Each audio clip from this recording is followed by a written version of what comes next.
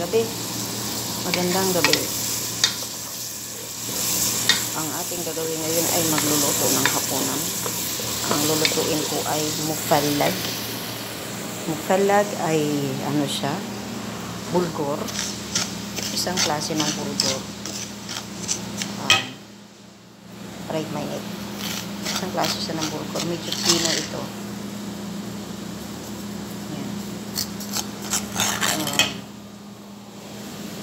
Para siyang ano siya, para siyang isasaing lang. Pero may isasahog yan na tuna. Yan.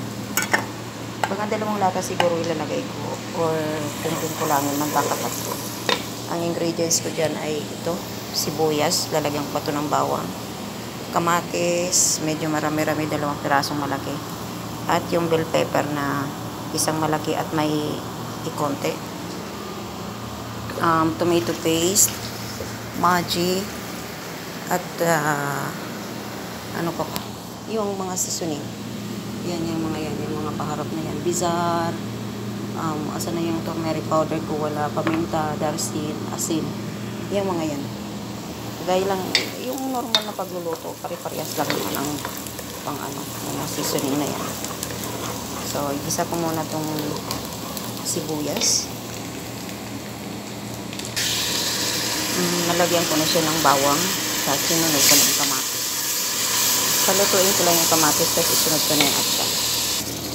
Nilagay ko na yung atchal, seasoning, yung bizarre, 2 cubes ng Maggi, turmeric powder, at saka darsin.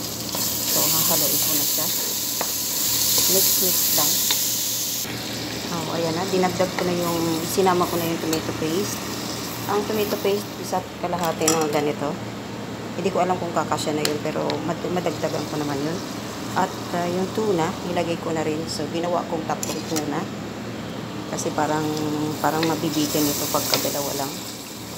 So, durog-durugin ko lang yung tuna. Hindi yung durog na durog. Yung medyo may ano lang.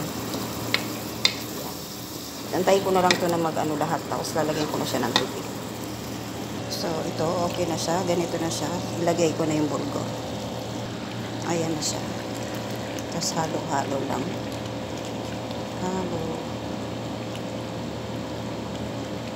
Ayan. Yan ang ano niya. So, ganyan na yung itsura niya. Natuyo na siya kaagad. Mga 5 minutes lang. Pain-in ko na siya hanggang sa maluto. So, yun lang. Bye. Salamat.